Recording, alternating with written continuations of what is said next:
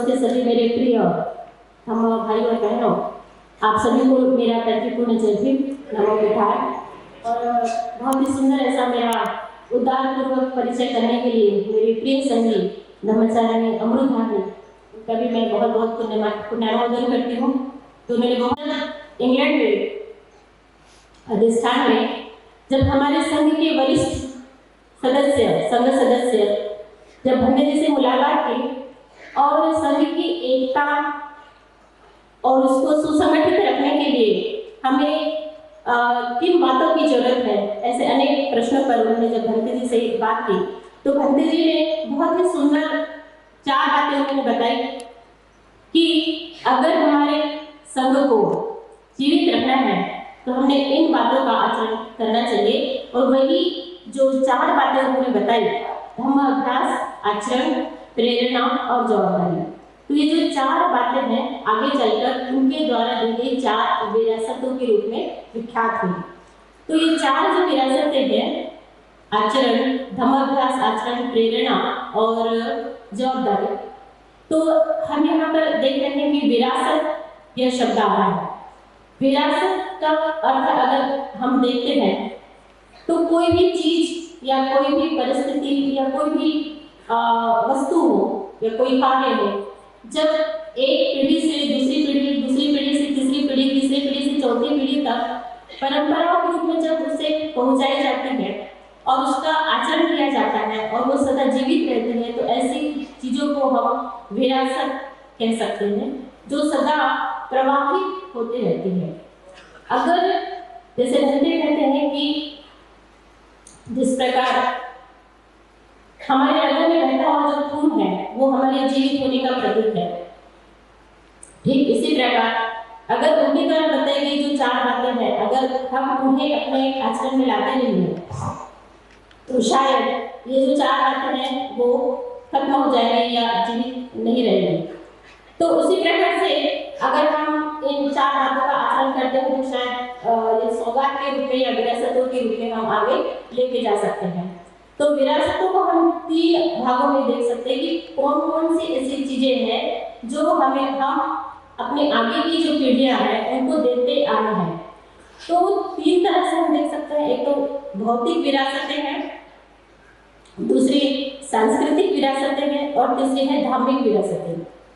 भौतिक विरासतें कौन सी हैं ये हम सभी जानते हैं, जो हमारे दादा परदादा की तरफ से आई हुई हमारी जो संपत्ति होती है जिसे हम पैतृक संपत्ति कहते हैं, जमीन जायदाद, पैसा, मकान, ऐसी जो चीजें होती है जिन्हें लगता है कि हमारे परदादा उनके जो पिताजी थे उनसे आए, ताकि मेरी पीढ़ी दर पीढ़ी तक ये चीजें पहुंचती रहे और मेरी पीढ़ी, आगे आने वाली पीढ़ी ये सुखी रहे, आनंदित रहे, उनके जीवन में कभी किसी प्रकार का कोई कष्ट न हो। ये बहुत ही सुंदर भावना हमारे जो हमारे दादा होते हैं, हमारे पितृ होते हैं, उनकी होती है, मेरी पीढ़ी हमेशा सुखी रहे, और इसलिए वो विरासतें बनाकर जाते हैं। तो ये विरासतें आगे जाती हैं, लेकिन ये विरासतें कुछ समय के पश्चात खत्म हो जाती हैं।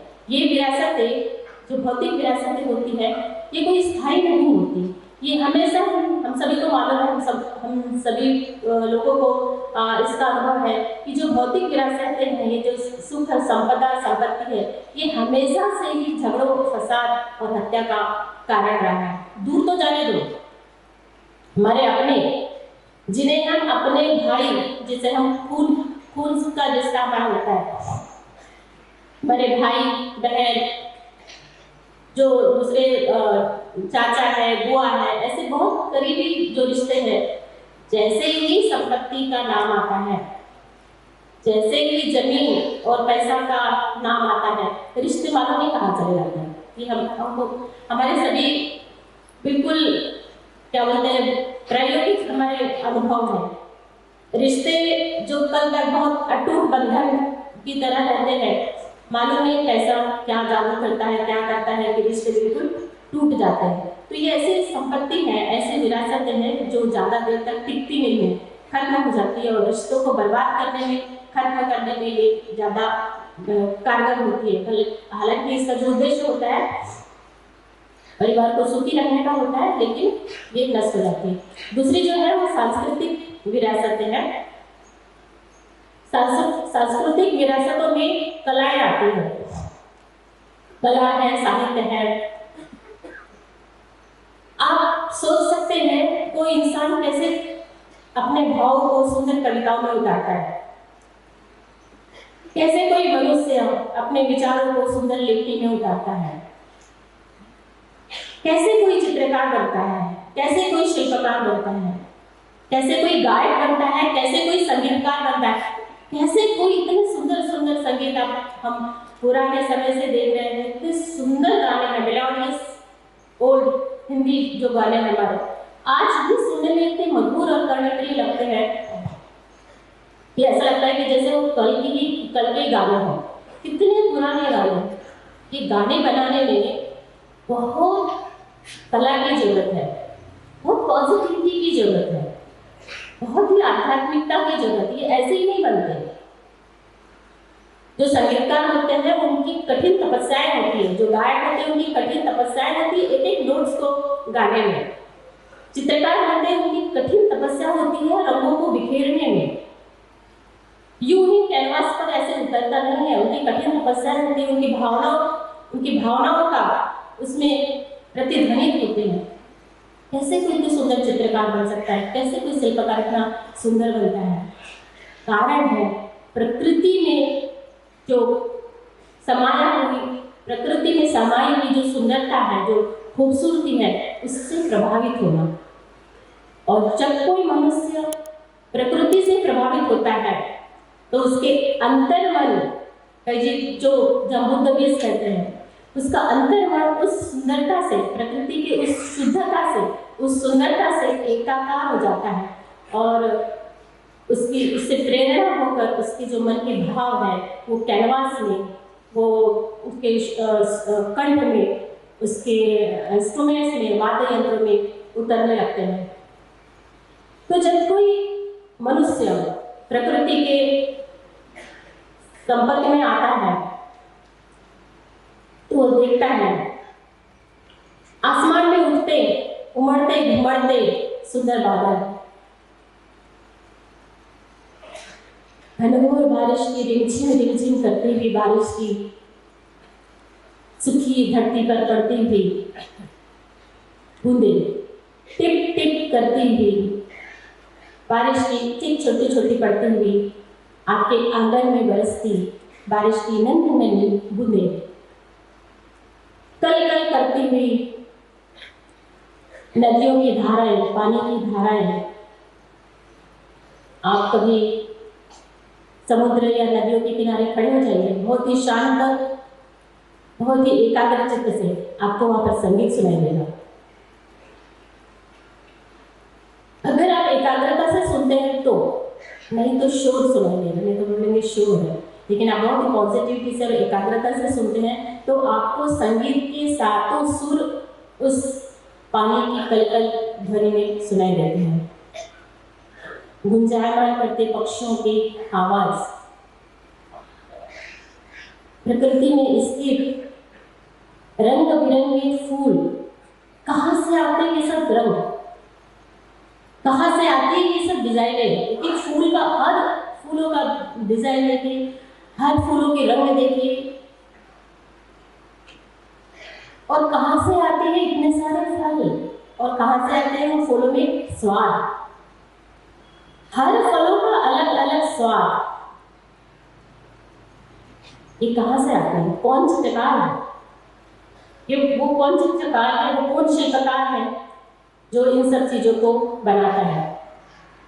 और इन सब चीजों से मनुष्य हमेशा से ही प्रकृति से जुड़ा हुआ है, ये सब चीजें देखता है।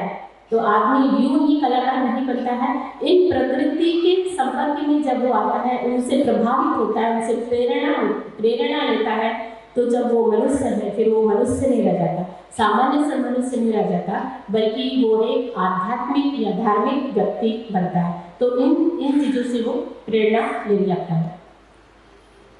प्रेरणा आज का विषय है। प्रेरणा हम लोग सभी इस शब्द से वाकिफ है, सभी सुनते हैं मुझे इस चीज से प्रेरणा मिली, मुझे इस कार्य से प्रेरणा मिली, मुझे इस व्यक्ति से प्रेरणा मिली, मुझे उस व्यक्ति से प्रेरणा मिली, मुझे पूजा स्थान से प्रेरणा मिली, मुझे मेरे कल्याण मित्र से प्रेरणा मिली। प्रेरणा प्रेरणा प्रेरणा प्रेरणा नाम की व्यक्ति भी लड़की भी होती है। तो ये जो प्रेरणा है, ये जो हमें मिलती है, इन सामान्य शब्दों में हम इसको इस तरह से लेते हैं कि हमें प्रेरणा मिलती है। तो ये जो प्रेरणा है यह दो तरह की है। एक होती है बाह्य प्रेरणा और एक होती है अंतः प्रेरणा। जिस चीज को हम प्रेरणा कहते हैं वो जनरली बाह्य प्रेरणा होती है। भंते इस विषय में जब कहते हैं तो वो किस प्रेरणा की बात कर रहे हैं, इस पर गौर कीजिएगा। बाह्य प्रेरणा होती है, प्रेरणा का जो सामान्यतः अगर हम अर्थ उसका देखते हैं तो जब हम किसी बाहरी व्यक्ति, बाहरी परिस्थिति के संपर्क में आते हैं और उससे प्रभावित होते हैं तो हमारे अंदर की जो ऊर्जा है, जो विधायक ऊर्जा है, वो आंदोलित होती है और आंदोलित होकर अपने उद्देश्य को प्राप्त करने के लिए वो सक्रियता से सक्रिय होकर क्रियाशील हो जाती है।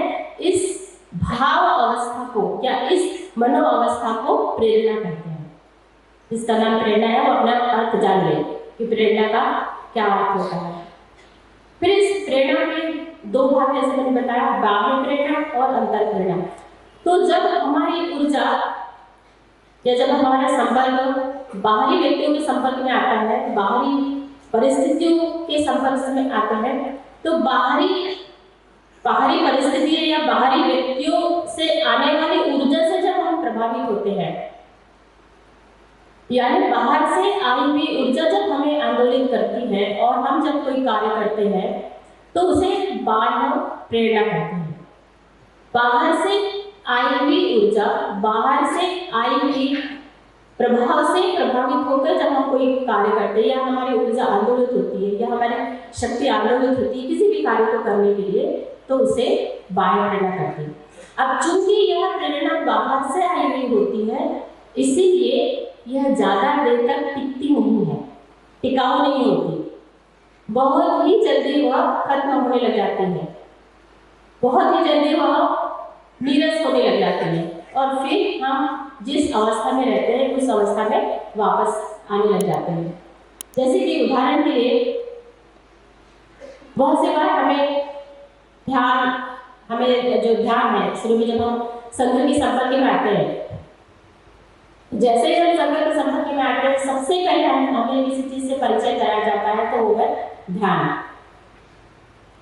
शुरू में लगता है कि शायद मैं ध्यान नहीं कर पाऊंगा या नहीं कर पाऊंगी या ये बहुत बोरिंग चीज है, इससे क्या होने वाला है।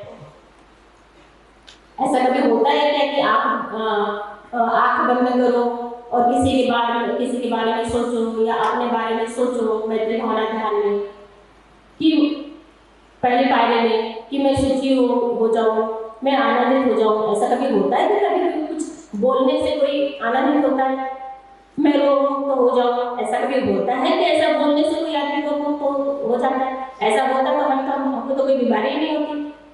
हम तो रात दिन मैत्री भावना कर रहे हैं, लेकिन डायबिटीज है, थायराइड है, हाई बीपी है, इतना तो ध्यान कर रहे हैं मैत्री भावना, लेकिन इससे कुछ प्रभाव तो पड़ता नहीं है। तो अनेक प्रश्न हमारे मन में इस तरह से निर्माण होते हैं।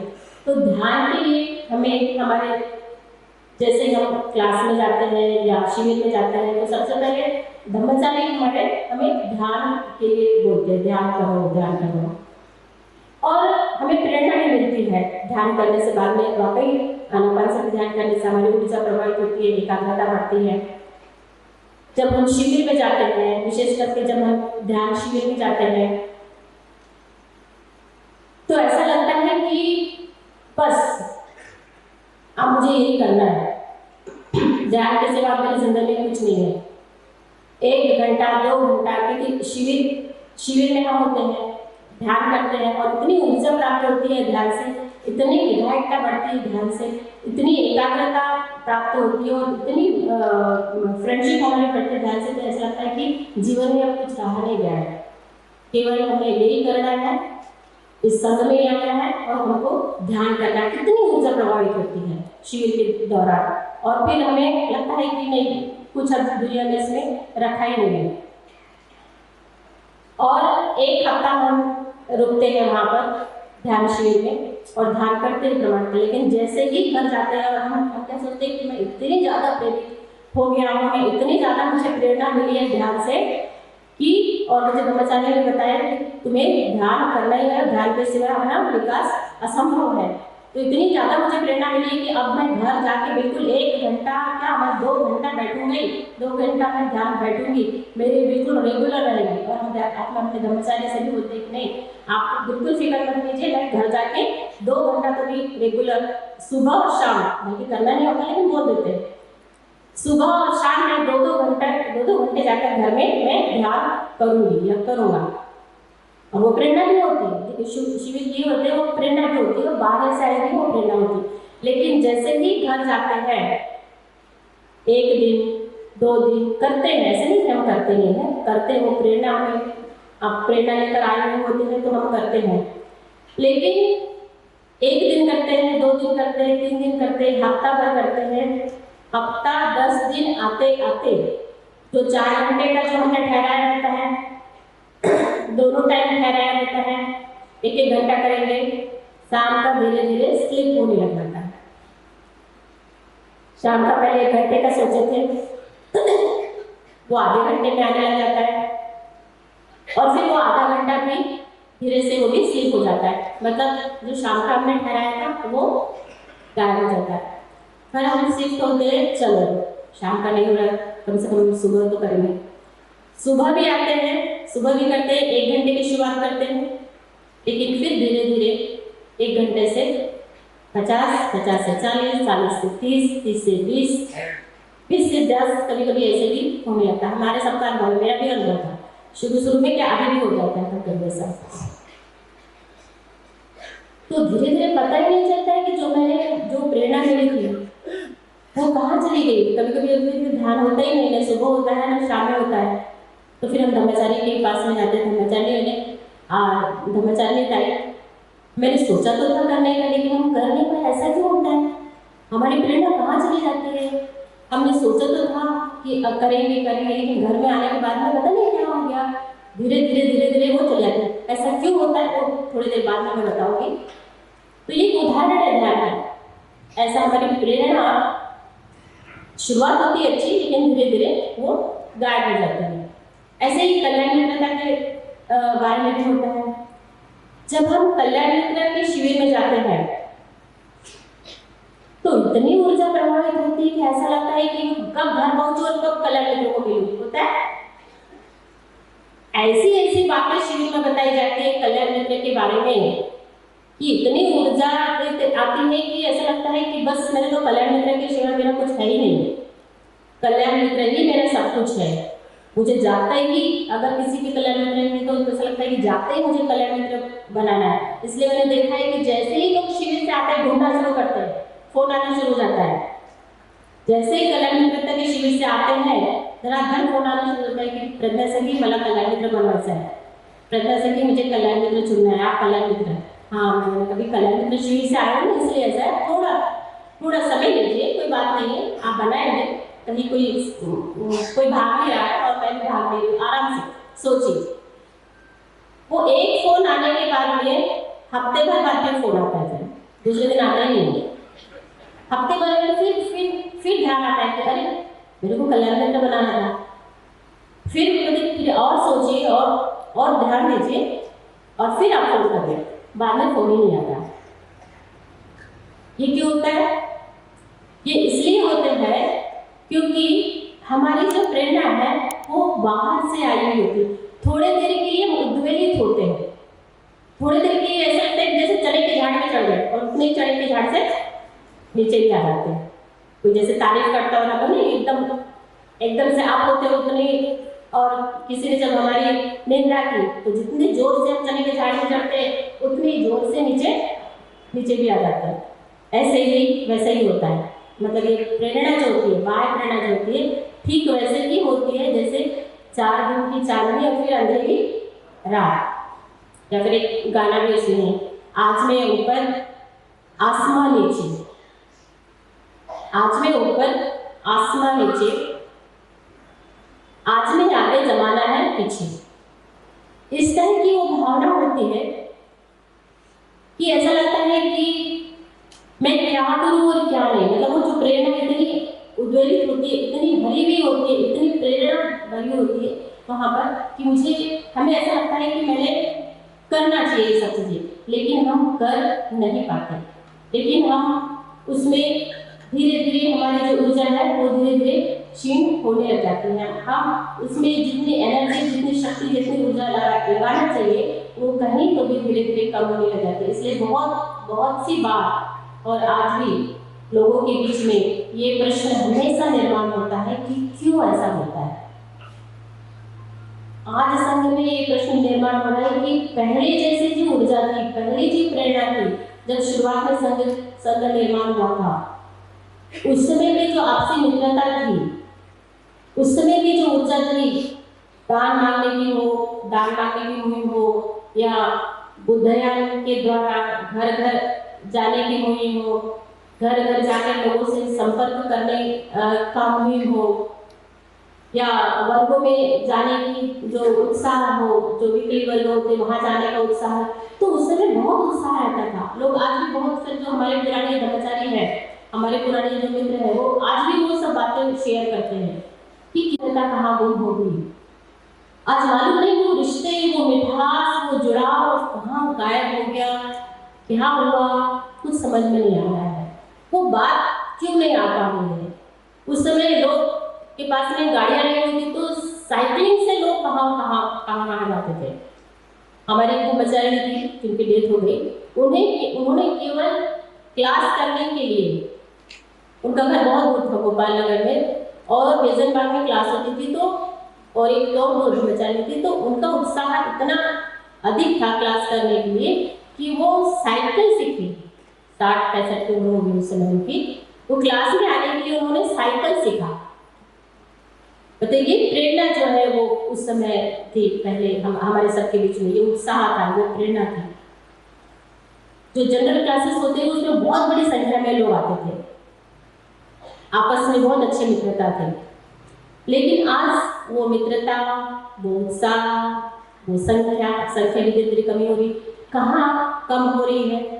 तो कहीं ना कहीं ये जो प्रेरणा है, बाह्य प्रेरणा है, वो यहाँ पर कार्यरत है। हमें ऐसा लगता है कि लोगों ने हमेशा हमको प्रेरित करते रहना चाहिए, इसलिए बीच बीच में बोलते रहते हैं। वर्ग जब एक वर्ग अगर नहीं होता है तो हमको लगता है कि जैसे हम बहुत पीछे चले गए हैं। एक ध्यान नहीं होता है, सुबह अगर ध्यान नहीं दिए तो ऐसा लगता है कि जैसे हम बहुत पीछे चल रहे हैं। या शिविर अगर नहीं होते बीच बीच में तो ऐसा लगता है कि हमारा आध्यात्मिक जीवन ही खत्म हो गया है। ऐसा क्यों लगता है? क्योंकि हमको लगता है कि हमको हमारे पीछे धक्का देने वाला कोई लोग चाहिए। हमेशा हमारे पीछे ऐसे लोग चाहिए जो हमको प्रेरणा देते रहे कि नहीं, वर्ग में जाना है, यहाँ जाना है, शिविर में जाना है, और लेते रहे बीच बीच में शिविर लेते रहे। अगर वो शिविर नहीं लेते, अगर वो वर्ग नहीं लेते तो फिर शिकायतें आने लग जाती है कि हमारे ब्रह्मचारी 1 महीने से गायब है, वर्ग ही नहीं ले रहे, हमारा पूरा अभी क्लास पूरा ठप्प हो गया है और हमारा जो उत्साह है पूरा ठंडा हो गया है। क्यों ऐसा होता है?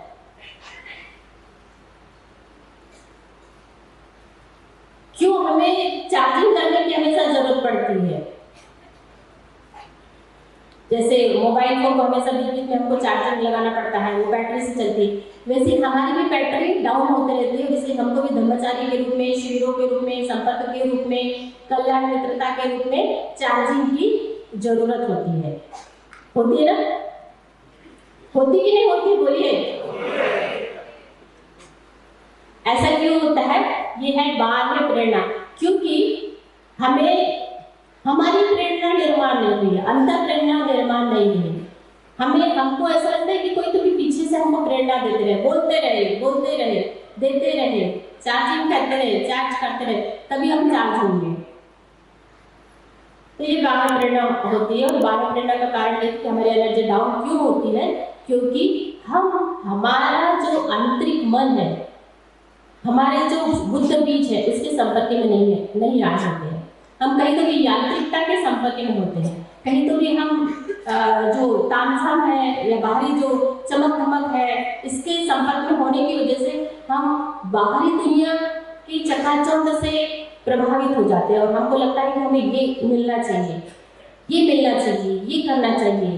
तो वो बाहरी सौंदर्य, बाहरी चकाचौंध से प्रभावित होकर हम करते हैं। इसलिए हमारा जो आंतरिक जो सौंदर्य है, आंतरिक जो मन है, जो उद्वेलित होना चाहिए, जो जिसने कार्य करना चाहिए, वो नहीं कर पाता। और इसलिए बाह्य प्रेरणा ये खोखली होती है, बाह्य प्रेरणा ये झूठी होती है, ये ढोंगी होती है, जो केवल कुछ समय के लिए रहती है। वो उसमें वो सुंदरता, वो बात नहीं होती। तो ये बाह्य प्रेरणा होती है। उसके बाद में हम अंतः प्रेरणा देखेंगे। और ये जो अंतः प्रेरणा है, इसी प्रेरणा की बात यहाँ पर भरते कर रहे हैं, ये ध्यान रखिए। ये जो प्रेरणा की सौगात, प्रेरणा की विरासत जो बोल रहे भरते यहाँ पर, कि संघ को जीवित रखने के लिए हमें 4 बातों की जरूरत है। उसमें एक है प्रेरणा, यानी अंतः प्रेरणा। तो अंतः प्रेरणा की बात कर रहे हैं, बाह्य प्रेरणा की नहीं। भरते यहाँ पर अंतः प्रेरणा की बात कर रहे हैं कि ये होना बहुत जरूरी है, तभी हमारा संघ जीवित रहेगा, तभी हमारा संघ एकत्रित रहेगा, सुसंगठित रहेगा, लाइव रहेगा, चलता रहेगा। अगर प्रेरणा खत्म, अगर अंतः प्रेरणा खत्म, तो संघ खत्म है। अगर अंतः प्रेरणा खत्म, तो एकता खत्म, सामंजस्य खत्म। इसलिए हमें अंतः प्रेरणा की जरूरत है और हमें अंतः प्रेरणा अपने भीतर जगाने की जरूरत है, ना कि बाह्य प्रेरणा। बाह्य प्रेरणा से हमें थोड़ी देर के लिए जरूर वो उद्वेलित होते हैं, उत्तेजित होते हैं, लेकिन जितनी तेजी से ऊपर जाते हैं उतनी तेजी से नीचे आ जाते हैं। तो हम सबको अंतः प्रेरणा से काम करने की जरूरत है। तो बाह्य प्रेरणा यह बाहर से भीतर की ओर आती है, इसलिए वो अस्थिर होती है, थोड़े समय के लिए टिकती है और नष्ट भी हो जाती है। लेकिन अंतः प्रेरणा यह अंदर से भीतर की, जब हमारी ऊर्जा अंदर से भीतर से बाहर की ओर जाती है, जब हमारी ऊर्जा भीतर से बाहर की ओर निकलती है और जब बाहरी व्यक्ति, बाहरी परिस्थिति के संपर्क में आती है, तब ऐसा कुछ हमारे जो बुद्ध बीज कह सकते हैं या विधायकता कह सकते हैं, जब हमारा बुद्ध बीज, हमारी शुद्धता या हमारी विधायकता, ये जब उस बाहरी चीज या बाहरी परिस्थितियों के संपर्क में आने के बाद ये जो प्रतिसाद देती है, भावनिक प्रतिसाद देती है और वो सक्रिय हो जाती है और वो सक्रियता से काम करती है, तब इसे अंतः प्रेरणा कहते हैं। तो बाह्य प्रेरणा बाहर से अंदर की ओर आती है ऊर्जा, और अंतः प्रेरणा में अंदर से बाहर की ओर बहने वाली ऊर्जा होती है। और जब अंतः प्रेरणा हमारे अंदर निर्माण होती है, तब हमें किसी बाह्य प्रेरणा की जरूरत नहीं होती। हमें किसी ने हमें धक्का देना चाहिए, किसी ने हमें बार बार बोलना चाहिए, इसकी जरूरत नहीं होती, बल्कि वो अंतः प्रेरणा से प्रेरित हुआ होता है, बल्कि वो जाना हुआ होता है कि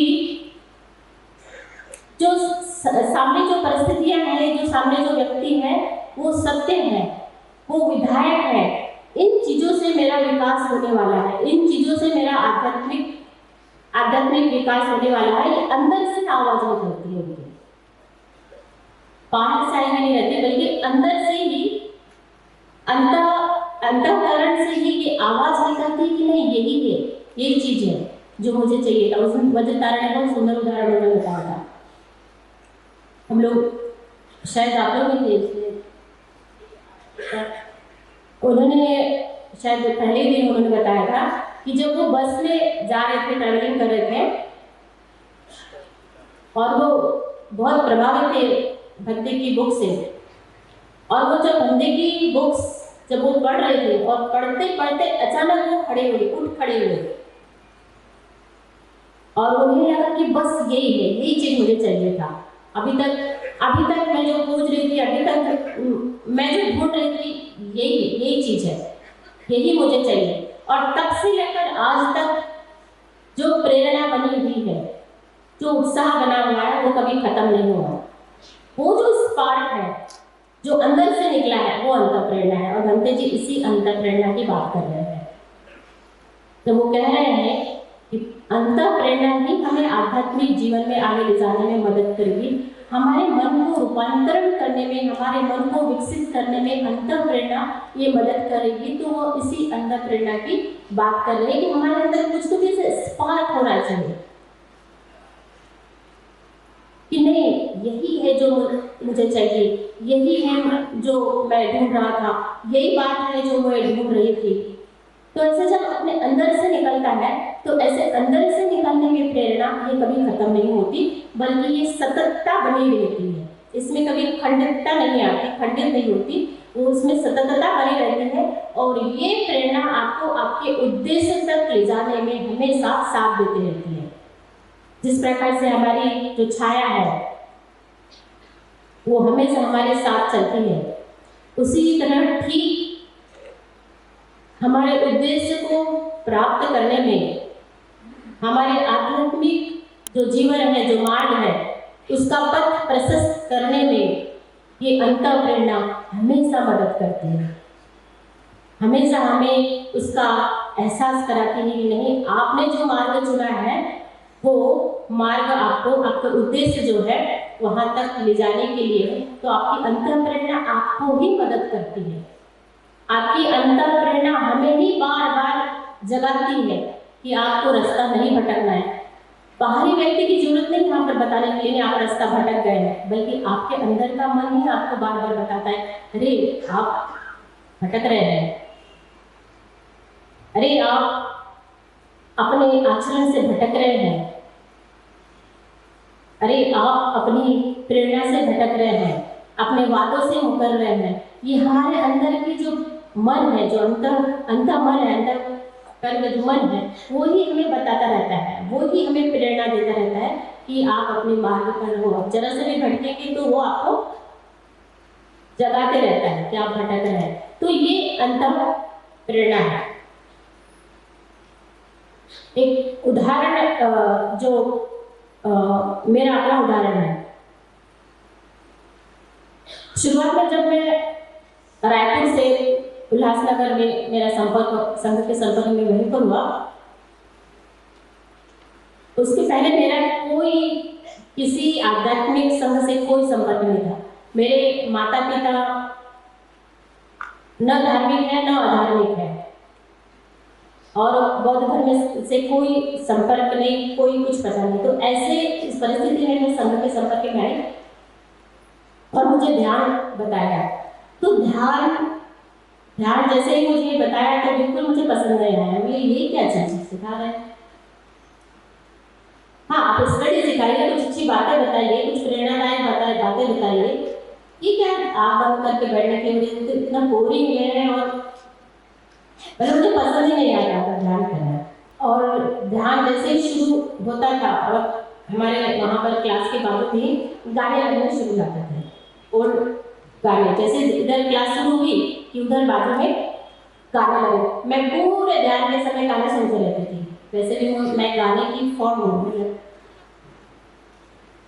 बहुत प्रिय है मुझे गाने, तो मैं गाने सुनती रहती थी। हाँ, जब लास्ट में जैसे घंटी बजी तब मैं आँख खोल के, बहुत अच्छा गाने आपने, ऐसा हम लोग जनरली ऐसा करते ही है। तो मुझे ध्यान बिल्कुल पसंद नहीं था। आनापानसती सिखाते थे, मैं क्या बोलूँ, जैसे क्या सांस पर ध्यान देने का। मैत्री भावना सिखाते थे, मुझे ऐसा कैसे हो सकता है कि कोई अपना मैत्री सुखी हो, आनंदी हो, इतना बोरिंग शब्द बोलते रहता है। और ऐसे कैसे आदमी की बोलने से कोई आदमी सुखी होगा, स्वस्थ होगा। तो मुझे विश्वास ही नहीं था इन सब चीज़ों के ऊपर, लेकिन फिर भी मैं जाती थी, क्योंकि मैं बाहरी प्रदेश से आई हुई थी और मुझे सब नया नया लग रहा था, और मुझे समय भी देना था। फ्रेंड्स थी कोई अच्छी, तो उनसे मिलने के लिए वगैरह मैं जाती थी, लेकिन फिर भी मैं करती थी। पसंद नहीं आता था, लेकिन फिर भी करते थे मैत्री भावना जो ध्यान है खुद के ऊपर, मुझे ऐसा लगा कि नहीं, कुछ बता रहे हैं, कुछ अच्छा सा कुछ सोच रहे हैं तो जरूर कुछ ना कुछ तो होगा, करके तो देखना चाहिए, पसंद है फिर भी करके देखना चाहिए। तो मैंने किया धीरे धीरे मैत्री भावना जो ध्यान है वो किया। पसंद नहीं आता था मुझे, लेकिन मैं करती थी। उसका जादू मैंने तब देखा जब मैं रायपुर पहुंची। रायपुर में मेरे घर के सामने ही एक ऐसा परिवार है जिनका हमारे साथ में झगड़ा हो गया था बहुत पहले, मेरा परिवार उनके परिवार, और झगड़ा इतना ज्यादा था कि जो लड़की थी वहां पर मेरे हम उम्र थी, वो लड़की सिंह परिवार का, हिंदू परिवार है वहाँ पर, तो हमारे घर के जैसे सामने रहते तो पारिवारिक झगड़ा इतना ज्यादा बढ़ गया था कि जब मैं उसकी तरफ देखती थी तो वो अपना उधर मुँह कर लेती थी और वो मेरी तरफ देखती तो मैं उधर मुँह कर लेती थी। मतलब आमना सामना हम लोग को बिल्कुल पसंद ही नहीं करते थे। जैसे ही दिखे वैसे वो एक दूसरे की तरफ बिल्कुल मुँह इधर उधर कर लेते थे। ये व्यक्ति दिखाई क्यों, ऐसा हो जाता था, ये दिखी क्यों, ऐसे हो जाता था। लेकिन मैं जब रायपुर गई वहाँ पर, और जैसे ही मैं जो एरिया है वहाँ पर एंटर की तो सामने में वो दिखी। तो पहली बार ऐसा हुआ कि मैंने उसकी तरफ देख के मुंह नहीं मोड़ा, जैसे पहले मुंह मोड़ लेती थी, ऐसे जैसे देखते थे हैकरेट और वो तिरस्कार की भावना आती थी। तो पहली बार ऐसा हुआ कि उसको देखा मैंने, लेकिन तिरस्कार या जो घृणा है या है ये भाव उतनी तीव्रता से निर्माण नहीं हुए, या मैंने मुंह जो है जो मोड़ लेती थी उतनी मोड़ा नहीं। हालांकि उसने मोड़ लिया था सामने, जैसे उसने मोड़ लिया था, लेकिन मैंने नहीं मोड़ा, मैंने नहीं मोड़ा। तो मैं बोला कि साधारण जो मैत्री का भाव है या ऐसा कुछ, उस समय कुछ ऐसा कुछ बातें ही नहीं थी, उसमें हुआ होगा या मैंने ऐसा देखा होगा या उसने ऐसा किया होगा, ऐसी बात थी केवल। लेकिन दूसरे दिन फिर हमारी आमना सामना हुआ, फिर मैंने उसके तरफ देखा और उसने भी हल्के से ऐसा देखा मेरी तरफ और फिर ऐसे कर लिया उसने।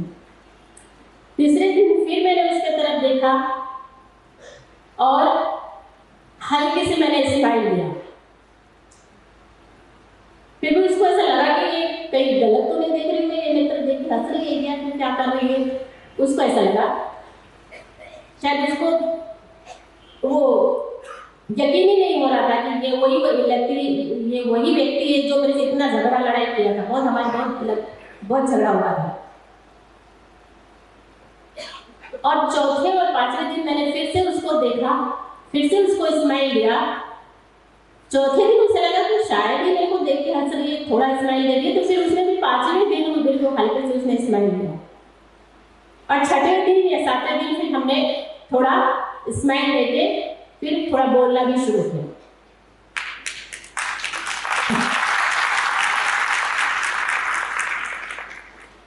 तब ये फिर मुझे लगा कि यार है कुछ बात, मतलब जो हमको जो सिखाया जाता है, जो ध्यान सिखाया जाता है, तो यूं ही यांत्रिक नहीं है, बल्कि इसमें कुछ न कुछ तो है, कुछ न कुछ तो इसमें बात है कि जो व्यक्ति हमको जो हम कभी एक दूसरे से बात नहीं कर रहे हैं, तो हम एक दूसरे से अभी बात कर पा रहे हैं, तो जरूर मैत्री भावना का ध्यान इसमें कुछ न कुछ तो है, कुछ न कुछ तो बात है। और उस दिन से मुझे यकीन हो गया कि ध्यान ये हमारे मैत्री को प्रगाढ़ करने का एक सशक्त माध्यम है। तो ये मुझे अभी कोई सिखाता नहीं है, कोई बताता नहीं है, ये मेरे अंदर से निर्माण हुआ, मेरे अपने अनुभव से।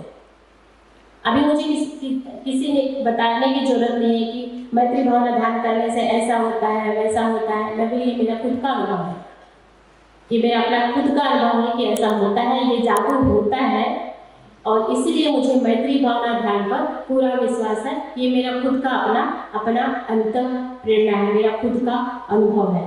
तो ये एक बहुत ही सुंदर ऐसा अनुभव है जो कल्याण मित्रता के रूप में इसको प्रेरणा या कल्याण मित्रता का भी एक नाम दिया गया है कि जहाँ कल्याण मित्र हमको, हमारे कल्याण मित्र जो है हमें कैसे मदद करते हैं, या कल्याण मित्र हमें कैसे होना चाहिए, एक कैसी परिस्थिति है जो हमें एक कल्याण मित्र जो है वो मदद करता है।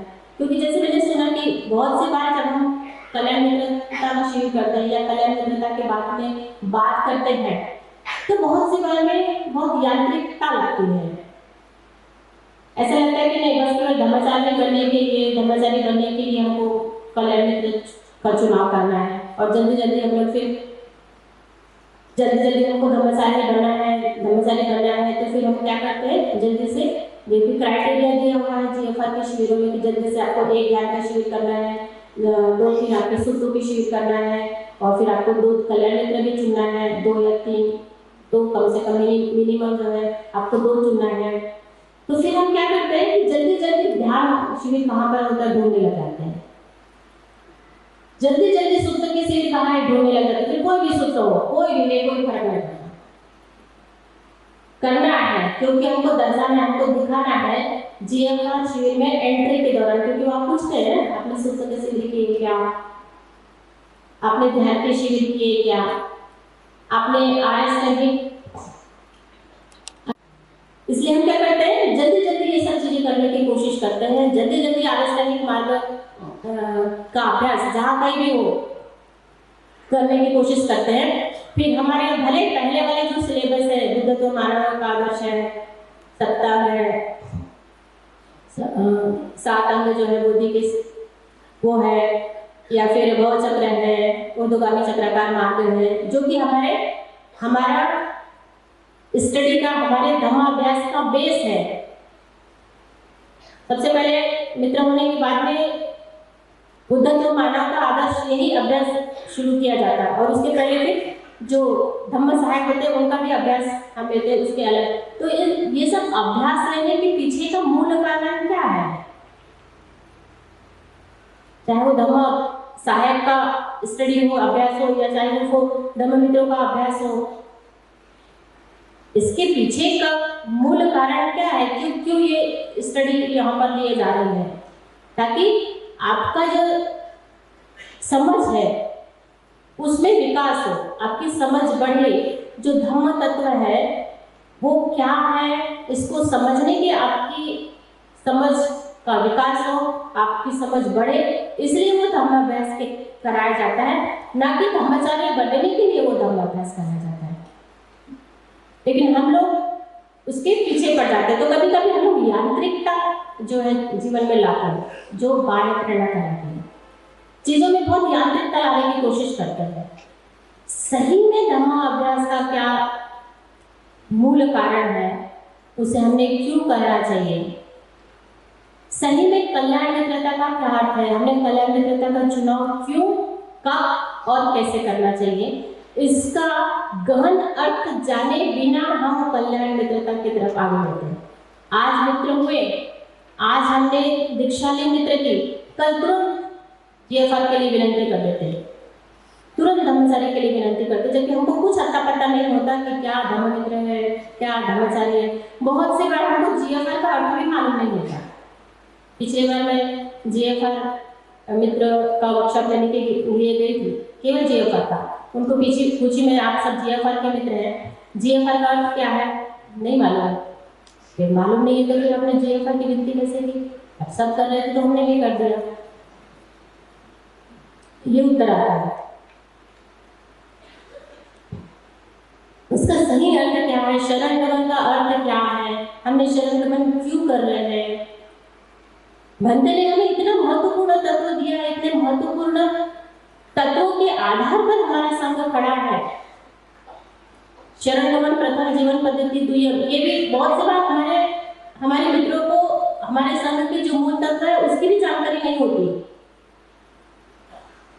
जिस मूल तत्वों के आधार पर हमारा संघ खड़ा है उसकी भी जानकारी नहीं होती, और हम सीधे ब्रह्मचारी बनने की, मैं ये नहीं बोल रही कि नहीं बनना चाहिए, बहुत बढ़िया, बहुत अच्छी बात है, लेकिन कम से कम हमारी जो समझ है वो तो विकसित होने चाहिए, धम्म तत्व की जो समझ है वो तो विकसित होने चाहिए, वो धीरे धीरे हमने आगे कदम बढ़ाना चाहिए।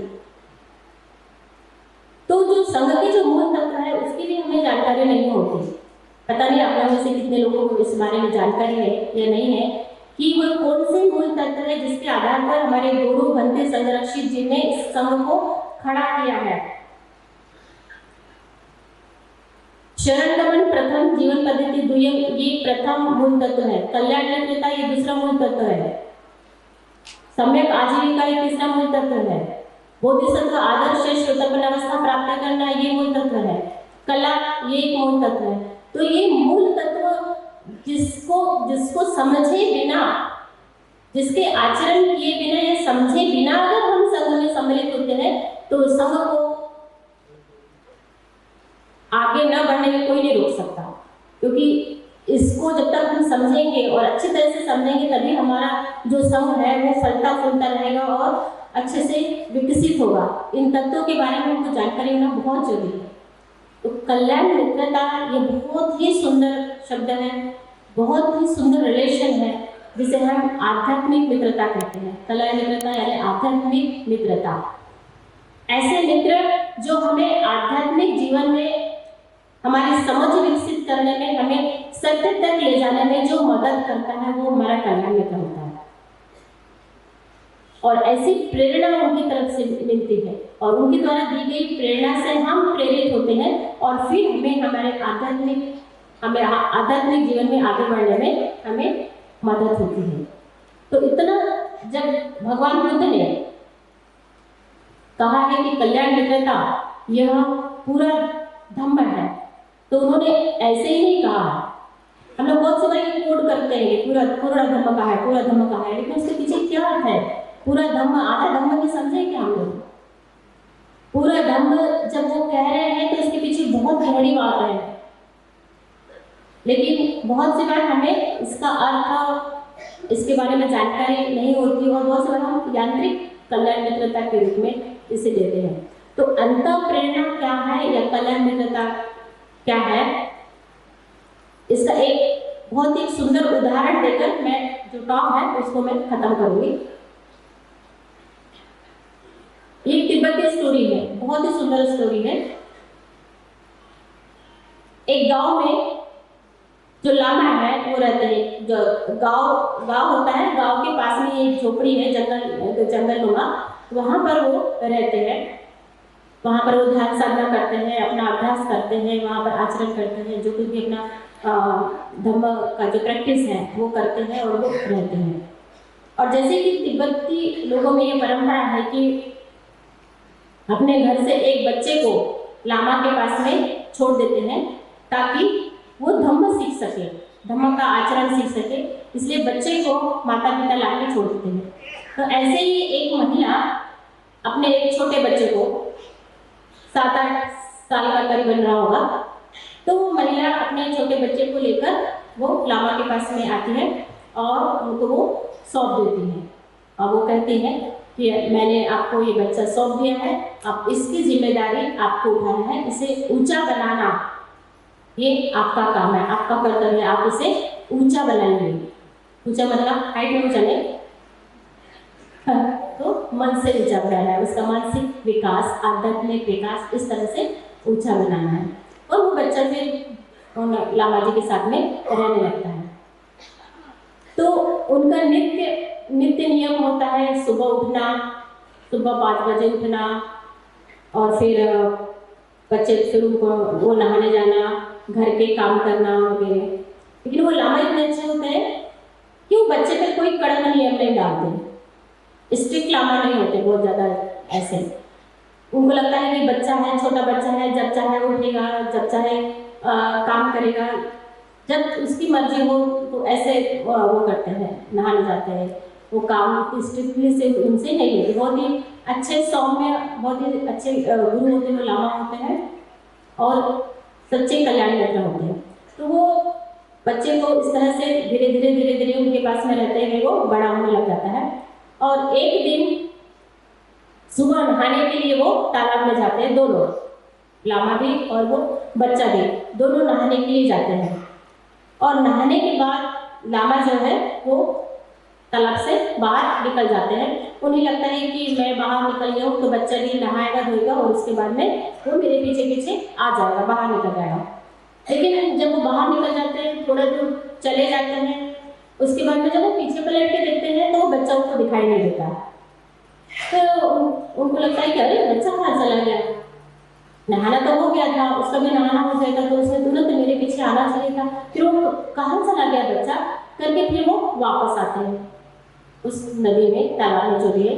तो वहाँ पर वो वापस आते हैं, तो वहाँ पर वो देखते हैं कि वो जो बच्चा है वो एक मेंढक को रस्सी से, पत्थर से वो उसके पैर को बांध रहा था, और पत्थर से बांधने के बाद में उसको उसने वहाँ छोड़ दिया और वो उसको एंजॉय कर रहा था।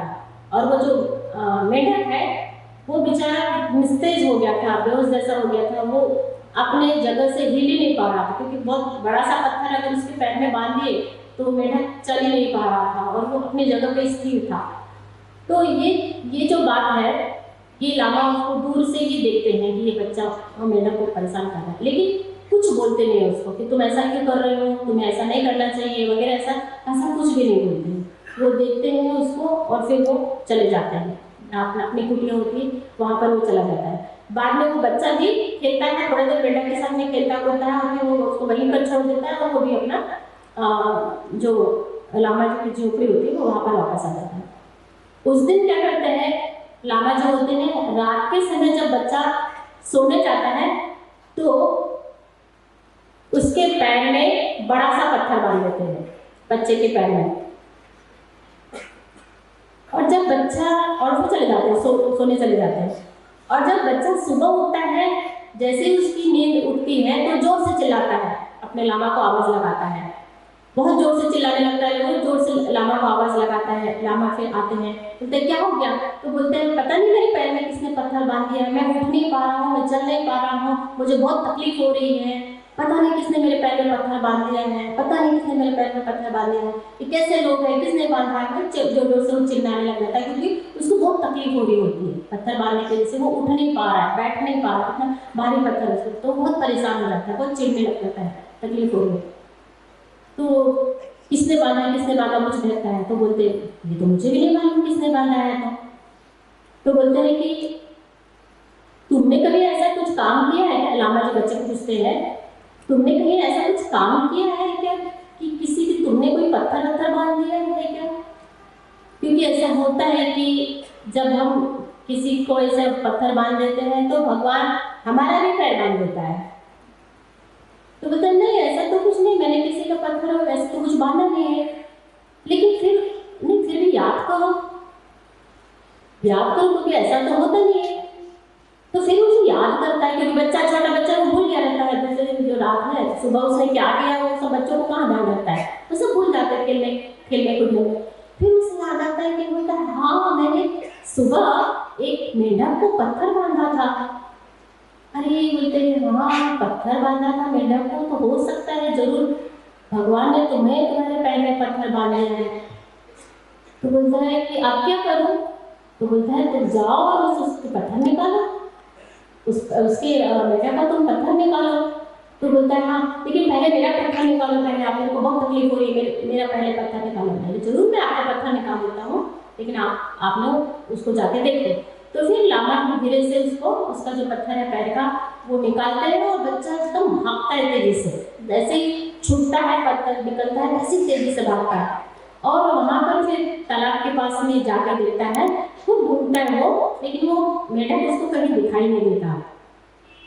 इधर ढूंढता है उधर ढूंढता है, कहीं दिखाई नहीं देता। लेकिन उसने फिर जहाँ छोड़ा रहता है वहीं बिल्कुल बाजू में ही थोड़े से इसमें एक गड्ढा सा रहता है, तो वहाँ पर उसको थोड़ा सा दिखाई देता है, लेकिन वो मर गया रहता है क्योंकि वो चल नहीं पाता है, इसकी एनर्जी नहीं होती है, पानी में नहीं जा पाता, तो उसकी वजह से, ड्राइनेस की वजह से, पानी नहीं मिलने की वजह से मेंढक जो है वो मर जाता है वहाँ पर। तो उससे उसको इतना दुख होता है बच्चे को, वहीं पर वो बैठ के रोने लग जाता है कि मैंने क्या किया, मेरी वजह से एक जो मेंढक है प्राणी इसकी इतना दुख होता है, इतना रोने लग जाता है। वो बैठे बैठे दोपहर हो जाती है, शाम हो जाती है, और लामा को मालूम होता है कि बच्चा वहाँ गया है नहीं आ रहा है, तो उसका कारण ये है कि बच्चे को दुख हो रहा है। तो वो कुछ चिंता नहीं करते, वो ढूंढने भी नहीं आते उसको। और शाम को फिर वो जब वापस आता है तो वो एक बदला हुआ बच्चा रहता है। वो लामा उसमें देखते हैं कि वो जो सुबह गया हुआ जो बच्चा रहता है वो बच्चा नहीं होता, जब वो शाम को आया हुआ बच्चा है वो पूरी तरह से बदला मतलब शारीरिक रूप से नहीं, मानसिक रूप से बदला हुआ व्यक्ति रहता है। वो समझ गया रहता है कि किसी प्राणी को तकलीफ देने में, किसी प्राणी को परेशान करने में कितना दर्द होता है। ये कैसे समझता है? वो खुद के अनुभव से। बाहरी चीज से हम कितने भी सिखाने की कोशिश करेंगे तो वो सीखेगा नहीं, बल्कि जब खुद के अनुभव से उसको लगा कि कोई मुझे पत्थर बांध दिया तो मुझे कितना दर्द हुआ, कितनी तकलीफ में, मैं उठ नहीं पा रहा था, मैं खड़ा नहीं पा रहा था, मैं चल नहीं पा रहा था। तो बेचारा छोटा सा प्राणी, उसको पत्थर बांध दिया और उसको मैंने ऐसे ही छोड़ के आ गया। मेरा तो कम से कम पैर, मेरे लामा ने मेरा पैर खोल दिया, उसका पैर किसने खोला होगा? उसको तो वो तो वैसे ही बंधा रहा होगा।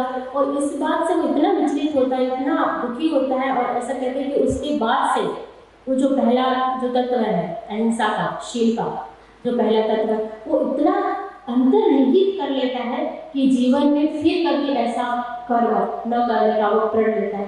क्यों ऐसा होता है? क्यों ऐसा होता है? क्योंकि वो बाहरी प्रेरणा नहीं थी, बाहर के व्यक्ति के द्वारा बताया गया प्रवचन नहीं था, किसी बाहरी व्यक्ति ने, किसी धर्माचार्य व्यक्ति ने नहीं बताया था कि आपको धम्ममित्र बन गए हैं, आप आज से आपकी धर्म दीक्षा हो गई है तो आपको आज से मांसाहार नहीं करना है। ये धर्माचार्य ने बताते हैं, ये बाहर प्रेरणा है। कभी कभी धर्माचार्य, कभी कभी धम्ममित्र ये प्रेरणा ले लेते हैं कि अरे मैं मित्र बन गया हूँ और मुझे धर्माचार्य ने बताया है कि मांसाहार नहीं करना है, मीट मटन नहीं खाना है, तो मुझे नहीं खाना चाहिए। इस शब्द पे ध्यान दें, मुझे नहीं खाना चाहिए। ये बाहर प्रेरणा है, ये बाहर से आई हुई प्रेरणा रहती है, लेकिन अंदर ही अंदर कभी कभी ऐसा लगता है कि नहीं, कभी कभी टेस्ट करने में क्या प्रॉब्लम है, और कभी कभी हम छुपते छुपाते खा भी लेते हैं। क्यों ऐसा होता है? क्योंकि बाहरी व्यक्ति ने हमको प्रेरणा दी कि नहीं करना चाहिए, मांसाहार नहीं करना चाहिए, क्योंकि हम बुद्धिस्ट हैं, हम बुद्धिज्म का पालन कर रहे हैं, तो हमने शाकाहार को प्रोत्साहन देना चाहिए, हमने शाकाहार बनना चाहिए। तो ये बाहरी प्रेरणा ज़्यादा देर तक काम नहीं करती। बहुत से बार में हमारी जो धर्ममित्र महिलाएं होती है या उनके जो घर के जो पुरुष होते हैं वो सेंटर तक छोड़ने आते हैं। बहुत से बार मैंने देखा, तो मैं बोले ताई आप अपने पति को भी क्यों नहीं लेके आ जाते अंदर? तो बोलते हैं ताई उनका प्रॉब्लम ये है कि वो दारू भी पीते हैं और मटन भी खाते हैं। तो वो बोलते हैं कि मैं दारू भी खाता हूँ, मटन भी खाता हूँ, और इतने बिहार में मैं कैसे जाऊँ? मैं नहीं जा सकता, मुझे अच्छा नहीं लगता। तो मैंने उससे कहा कि कोई बात नहीं, खाते तो कोई बात नहीं, पीते हैं तो भी कोई बात नहीं, आप बोतल लेके भी आ सकते हैं अंदर उनके साथ में, कोई समस्या नहीं है मेरे, आप खाली लेके भी आ जाए, कोई समस्या नहीं है, लेकिन उनके कान में कुछ शब्द पढ़ना चाहिए, ये ज़्यादा इम्पोर्टेंट है। तो बोले नहीं, वो बोलते हैं कि नहीं, अगर अंदर आ गया तो मुझे दारू और मटन छोड़ना पड़ेगा। और बहुत से लोग इसलिए नहीं आते, हमारे घर के पास में जैसे लोग हैं जो हमको ये हम खाते हैं और हमको छोड़ना पड़ेगा करके इतना सुंदर शिक्षा, भगवान बुद्ध की इतनी सुंदर शिक्षा है, उससे वो वंचित रह जाते हैं कि हमको ये छोड़ना पड़ेगा, और हम खा रहे हैं तो हम बिहार में नहीं जा पाएंगे। तो ये बाहरी प्रेरणा है जो कुछ दिन तक काम करती है। मित्र होने के बाद धर्माचार्य बोलते हैं कि आप छोड़ो, तो बाहर से काम करते हैं कि अंदर ही अंदर उनकी इच्छा होती रहती है, लेकिन जब उनकी आंतरिक प्रेरणा जब जागती है और वो कि मुझे नहीं खाना है, तो वो क्यों? क्योंकि वो प्राणी के दर्द से, प्राणी की वेदना से वो विचलित होते हैं। उन्हें ये होता है कि जो प्राणी है, जो जीवन है वो एक जैसा है। जिस प्रकार मुझे कोई तकलीफ देता है तो मुझे दर्द होता है, उसी प्रकार प्राणियों को भी तकलीफ होती है, दर्द होता है। तो इस बात से वो विचलित होते हैं, इस बात से वो प्रभावित होते हैं और उन्हें लगता है कि ये ऐसा नहीं करना चाहिए। तो ये बात उनके अंदर से आती है और इसलिए फिर वो मांसाहार नहीं करते। तो ये दोनों में फर्क है।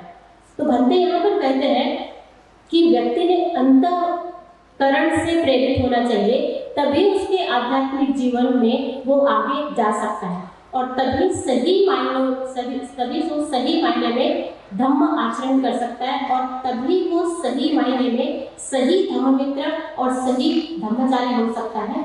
जब वो अंतर प्रेरणा से प्रेरित हो तभी वो सही धर्माभ्यास करेगा, तभी वो सही आचरण करेगा और तभी वो सही जवाबदारी लेगा। अन्यथा जवाबदारी लेना भी ढोंग और पाखंड बन जाएगा। आज के दिन में मैं भंते जी की बहुत ही सुंदर जो प्रेरणा की विरासत है, इस पर मैंने बाह्य प्रेरणा और अंतर प्रेरणा की जो बात बताई, और हम सभी ने अंतर प्रेरणा से प्रेरित होकर हमारे जो धम्म जीवन में आगे बढ़ना चाहिए, धर्म आचरण करना चाहिए, इस बात को मैं आप सभी तक पहुंचाकर, भंते जी की इस महत्वपूर्ण बात को आप सभी तक पहुंचाकर मैं यहाँ पर अपने शब्दों को अल्प विराम देती हूँ। आप लोगों ने मुझे सुना, इसके लिए बहुत बहुत धन्यवाद। जय हिंद।